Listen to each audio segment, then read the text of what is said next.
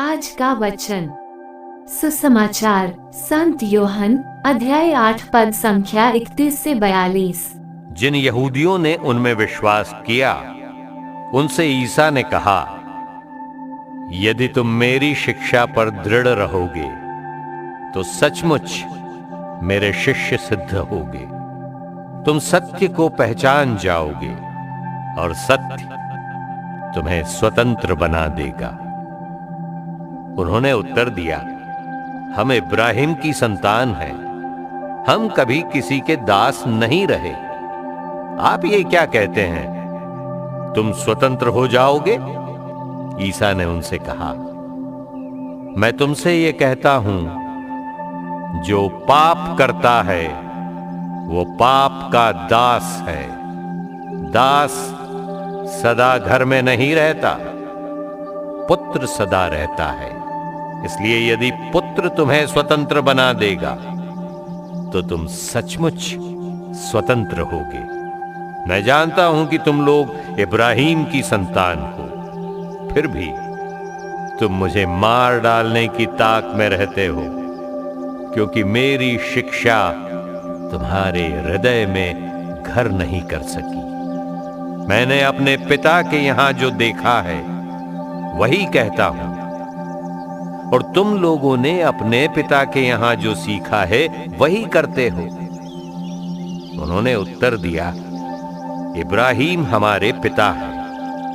इस पर ईसा ने उनसे कहा, यदि तुम इब्राहिम की संतान हो तो इब्राहिम जैसा आचरण करो। अब तो तुम मुझे इसलिए मार डालने की ताक में रहते हो कि मैंने जो सत्य ईश्वर से सुना वो तुम लोगों को बता दिया। ये इब्राहिम जैसा आचरण नहीं है। तुम लोग तो अपने ही पिता जैसा आचरण करते हो। उन्होंने ईसा से कहा, हम व्यभिचार से पैदा नहीं हुए, हमारा एक ही पिता है और वो ईश्वर है। ईसा ने यहूदियों से कहा, यदि ईश्वर तुम्हारा पिता होता तो तुम मुझे प्यार करते, क्योंकि मैं ईश्वर से उत्पन्न हुआ हूं और उसके यहां से आया हूं। मैं अपनी इच्छा से नहीं आया हूं, मुझे उसी ने भेजा है। ये प्रभु का पवित्र सुसमाचार है। आमीन। आज का चिंतन, तुम सत्य को पहचान जाओगे और सत्य तुम्हें स्वतंत्र बना देगा।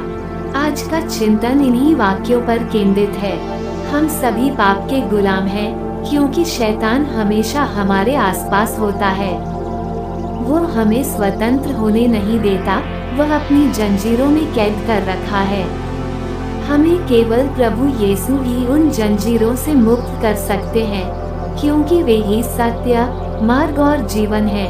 वे हमेशा चाहते हैं कि हम उनकी शरण में आएं, किंतु हम शैतान के बहकावे में आकर इस कदर जकड़ चुके हैं कि हम उन बंधनों से मुक्त ही नहीं होना चाहते।